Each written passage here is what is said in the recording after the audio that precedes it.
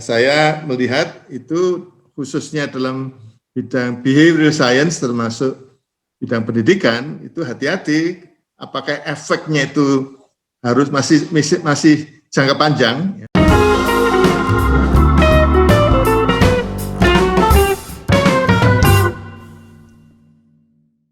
Bismillahirrahmanirrahim. Assalamualaikum warahmatullahi wabarakatuh. Apa kabar Sobat UMK Talks semua? Pada hari ini kita kembali lagi di UMK Talks di episode ke-16. Jadi kita pada hari ini akan melanjutkan pembahasan kita tentang berbagai macam topik terkait dengan penelitian. Nah, sebelum kita masuk lebih lanjut, saya ingin menyapa terlebih dahulu narasumber kita pada hari ini, Profesor Ali Saukah. Apa kabar, Prof? Assalamualaikum. Waalaikumsalam warahmatullahi wabarakatuh. Baik-baik, kabar saya gimana kabarnya Mas Halim? Alhamdulillah sehat, Prof. Ini lokasi di mana sekarang, Prof?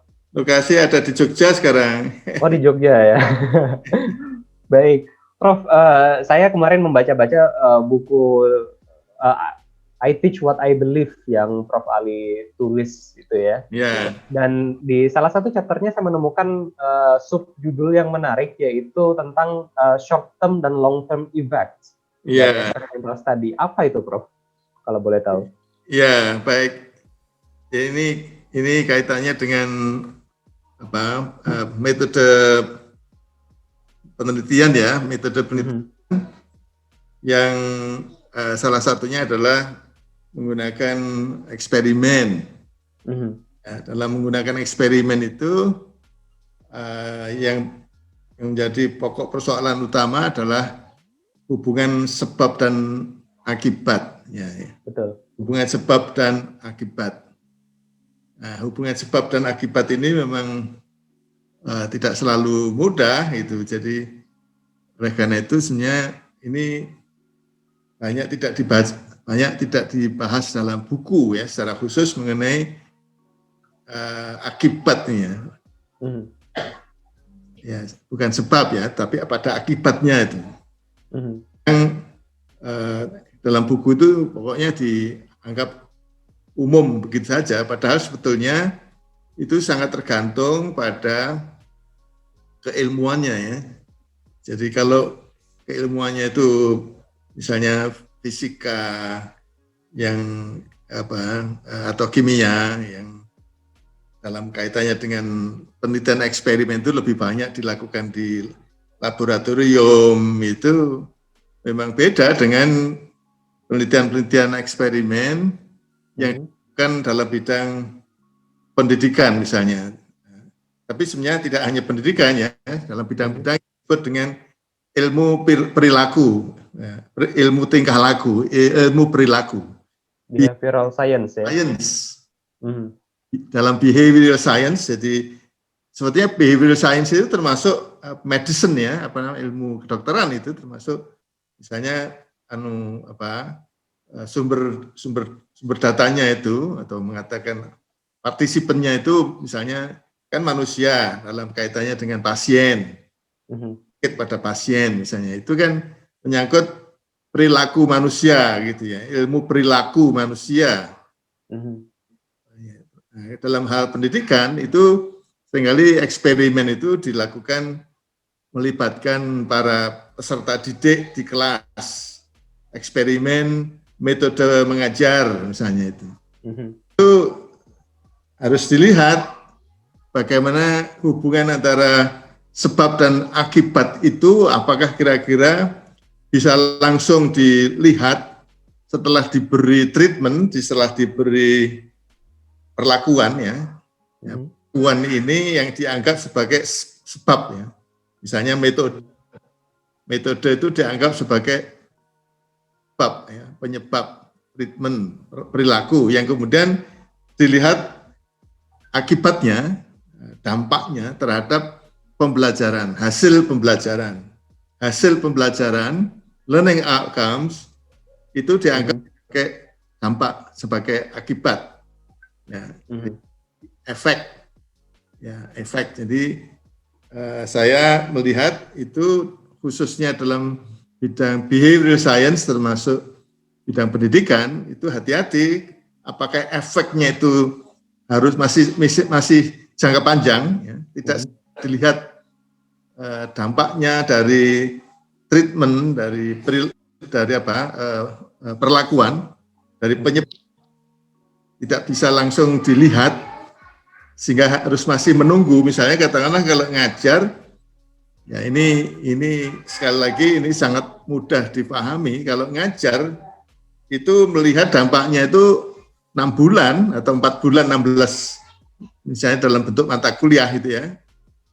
Itu kan masih harus ditunggu 16 minggu berikutnya. Ini jangkanya panjang. Jangkanya panjang. Jadi sehingga kemudian saya tidak tahu ini inspirasinya di mana, tapi banyak tidak membahas ini.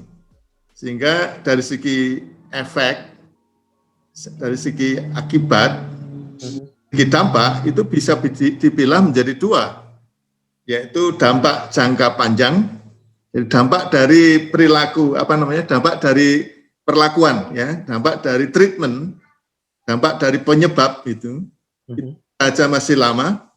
Jadi saya kemudian menyebutnya long term effect, efek jangka panjang, dan juga bisa short term effect. Nah, ini yang short term effect ini jarang sekali disebut-sebut sebagai efek dari penelitian eksperimen yang melibatkan perilaku manusia. Jadi topik ini mungkin saya fokus pada apa itu bedanya, bagaimana itu yang disebut dengan long term effect dengan short term effect. Yang long term effect itu apa, short term effect itu apa, dan kenapa itu dipersoalkan gitu.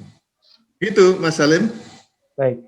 Sebelum kita lebih lanjut, kalau boleh bertanya kembali, Prof, apakah hal tersebut, long term dan short term effect tersebut berkaitan dengan bagaimana si peneliti melakukan perlakuan terhadap objek penelitian tersebut, Prof?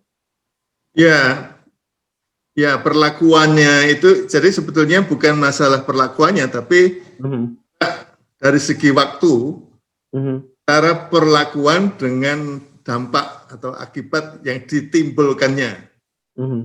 Jadi misalnya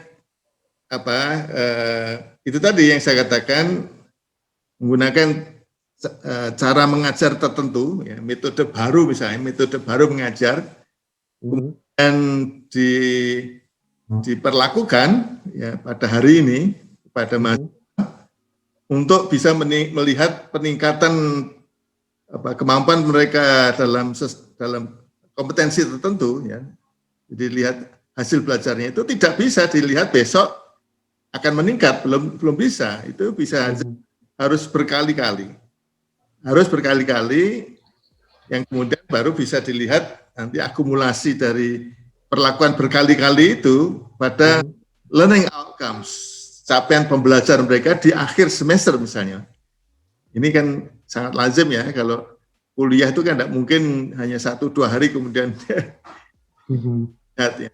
Tapi ya, jadi masalah jarak. Nah, kalau jaraknya panjang ya, jarak. Jadi melihat metode tadi, metode baru, kemudian bagaimana dampaknya terhadap perolehan capaian pembelajaran mereka, para peserta didik itu saja tidak hanya dipengaruhi, jadi capaian pembelajaran mereka itu tidak hanya dipengaruhi oleh bagaimana dosen atau guru mengajar, tapi juga dipengaruhi oleh perilaku peserta didik di luar jam tatap muka di kelas. Di tatap muka di kelas, peserta didik katakanlah ada 40 orang. 40 orang itu beda-beda itu. Ada yang belajar rajin setiap malam, ada juga yang sama sekali tidak belajar, hanya menunggu waktu akan ujian akhir.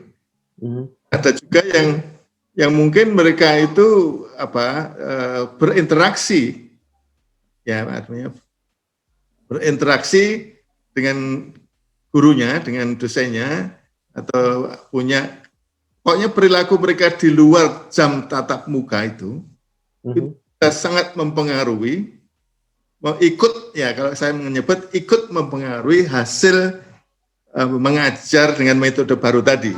Padahal yang diklaim itu akibat itu dilihatnya dari cara mengajar. Jadi Betul. padahal itu tidak bisa karena ada faktor lain yang tidak bisa dijelaskan tadi.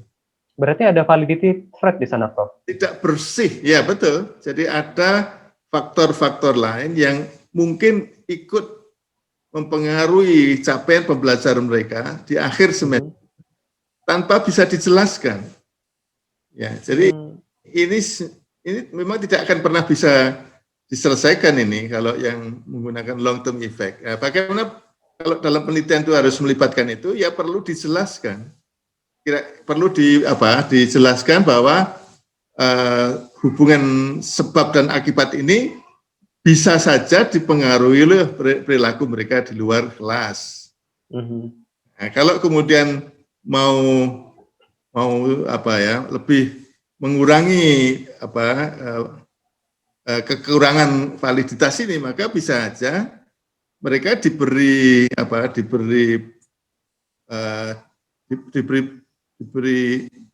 angket misalnya gitu, atau diberi peringatan lah istilahnya itu. Jangan sampai kemudian mereka punya perilaku yang kemudian bisa mempengaruhi itu. Kemudian itu dicatat dan kemudian catatan itu digunakan untuk menjelaskan. Kira-kira adakah faktor lain? Kalau toh faktor lain ada itu kira-kira seperti apa? Ini sangat beda dengan yang akan saya jelaskan ini tentang bagaimana penelitian eksperimen yang melibatkan manusia gitu, atau perilaku yang dalam kaitannya ini adalah pendidikan, itu kan dalam masuk wilayah ilmu perilaku ya, behavioral science, yang tidak akan dipengaruhi oleh faktor lain karena penyebab ini dilihatnya atau treatment itu, perlakuan itu dilihat dampaknya itu cepat, segera, ya, yang tidak diselani, tidak diselingi oleh kegiatan-kegiatan lain. Jadi waktu yang waktu yang time lag ya, waktu antara penyebab dengan akibat itu tidak ada. Ya, jadi langsung saja dilihat dampaknya. Ini ada penelitian-penelitian eksperimen dalam bidang pendidikan. Kalau dalam bidang lain saya tidak berani memberikan contoh, tapi kalau dalam bidang pendidikan atau khususnya dalam pendidikan bahasa, saya bisa memberikan contohnya itu. Jadi yang perlu diketahui, yang banyak tidak diketahui itu adalah bahwa kalau kemudian dalam ilmu perilaku, penelitian eksperimen itu memang dari sononya tidak mungkin bisa sempurna untuk ngeklaim antara sebab dan akibat, itu sebenarnya bisa ada peluang untuk ada peluang untuk meneliti menggunakan eksperimen yang melibatkan short term effect, efek jangka pendek. Misalnya seperti apa itu, Prof? Dari segi waktu, perlakuan dengan dampak itu langsung gitu. Gimana itu? Saya akan beri contoh tuh kalau diperlukan. Itu yang menarik, Prof. Jadi bagaimana contohnya? Karena biasanya kita akan lebih cenderung untuk melaksanakan yang long term effect, begitu. Yeah. Short term ini bagaimana seperti prosesnya? Nah, ini kebetulan kalau di FKIP, UMKT itu kan ada 2 program studi ya, pendidikan bahasa Inggris dan pendidikan olahraga. Ini dua contoh ini akan saya gunakan. Pendidikan dulu saya beri contoh. Ini misalnya dalam kaitannya dengan pengaruh menu, menaruh gizi atau apa ya. Jadi mereka kalau mau bertanding itu kan dipastikan mereka menunya itu sudah cukup ya untuk kemudian. Nah, misalnya satu eksperimen ini contoh yang saya ketahui, misalnya kalau yang mau diteliti adalah endurance ya. Endurance itu apa? Ketahanan ya. Ketahanan. Fisik. Endurance, ketahanan fisik atlet begitu. Akibat dari menu sarapan yang beda-beda. menu sarapan yang beda-beda karena pertandingannya pagi, maka mereka perlu sarapan. Nah, sarapan apa yang kemudian bisa meningkatkan endurance? Jadi treatmentnya itu sarapan yang berbeda-beda. Kemudian dilihatnya bagaimana endurance-nya. Jadi setelah sarapan, beberapa menit kemudian diminta untuk mengelilingi lapangan sepak bola misalnya. Nah, dan itu bisa dilakukan berkali-kali. Sehingga kemudian begitu sarapan selesai atau mungkin menunggu beberapa waktu, tapi semuanya akan menunggu beberapa waktu, itu waktu menunggunya itu sama. Baru kemudian setelah mereka itu treatmentnya, ya apa namanya, termasuk treatmentnya, bukan ini cara mengukur efeknya dengan menghitung, ada hitungan tertentu endurance-nya mengelilingi lapangan, kemudian diukur. Kemudian mungkin hari berikutnya begitu lagi, hari berikutnya begitu lagi, berkali-kali misalnya. Itu di antara treatment, perlakuan, yaitu sarapan tadi, dengan endurance itu tidak ada jedanya. Sehingga tidak ada pengaruh lain, karena ini masalahnya bisa saja individu yang sama, pada hari yang berbeda, itu sarapannya beda-beda. Ya, individu yang sama. Variabel yang lain itu sama. Nah, kalau dalam pendidikan bahasa Inggris ini contohnya juga sangat mudah ya, yaitu misalnya beda antara mengarang dengan menggunakan kerangka dan menggunakan kerangka. Pada diri peserta didik yang sama disuruh mengarang beberapa kali ini variasinya ada yang mengarang itu dengan kerangka dulu, diberi waktu setengah jam begitu menulis kerangkanya, baru kemudian menulis karangannya. Tapi pada waktu yang lain, orang yang sama, individu yang sama itu menulis karangan tanpa menulis kerangka, tanpa menggunakan kerangka. Nah, ini kan dilihat kan penyebab dengan dampaknya, yaitu penyebab itu adalah menulis membuat kerangka atau tidak membuat kerangka, dan dampaknya terhadap kualitas mutu karangan, bukan kemampuan mengarang ya, tetapi mutu karangan. Nah, karena kalau kemampuan mengarang itu dalam waktu yang relatif sama, 1 hari, 2 hari, kan sama. Betul. Orang yang sama, walaupun kemampuan menulisnya sama, itu bisa beda-beda mutu karangan yang dihasilkan karena disebabkan oleh dia itu pakai kerangka sebelumnya, outline sebelumnya atau tidak. Nah, ini contoh yang sangat sederhana tapi jelas ya. Nah, itu dampak penggunaan outline terhadap kualitas. Ya, ini saya menyebut kualitas, bukan kemampuan ya, tapi kualitas karangan yang dihasilkan. Karena ini berarti memang perlu kejelian ini Prof ya untuk bagaimana kita mengatasi ancaman validitas tadi. Iya. Jadi kejelian untuk melihat dampaknya itu kira-kira memang secara alami short term effect bisa, jangka pendek bisa, atau harus efek jangka panjang. Efeknya jangka panjang seperti misalnya melakukan eksperimen metode yang tidak bisa lain kecuali memang harus menjelaskan ada faktor-faktor lain. Nah, itu ilmu perilaku yang lain juga bisa begitu. Jadi mengidentifikasi mana dampak jangka panjang ya, dari treatment yang dipikirkan, independent variable, dampaknya terhadap dependent variable yang kira-kira bisa dalam jangka pendek tanpa dipengaruhi oleh faktor lain karena waktunya memang langsung, atau yang memang waktunya harus panjang, tanpa waktu yang panjang tidak mungkin bisa dilihat dampaknya. Begitu, Mas Salim. Baik. Terima kasih banyak Prof. Ali Saukah telah berbagi dengan kita pada hari ini, karena ternyata kejelian dalam mendesain penelitian terhadap apa yang ingin kita gali itu sangat berpengaruh terhadap validitas dari data yang kita ambil, Prof ya. Ya. Baik, kita akhiri dulu pada pertemuan pada hari ini. sangat menarik sekali pembahasannya tentang short term dan long term effect, dan kita akan kembali lagi di pertemuan ke-17 dengan topik yang lebih menarik lagi tentunya. Kita akan kembali bersama dengan Prof. Ali Saukah. Saya akhiri, Assalamualaikum warahmatullahi wabarakatuh.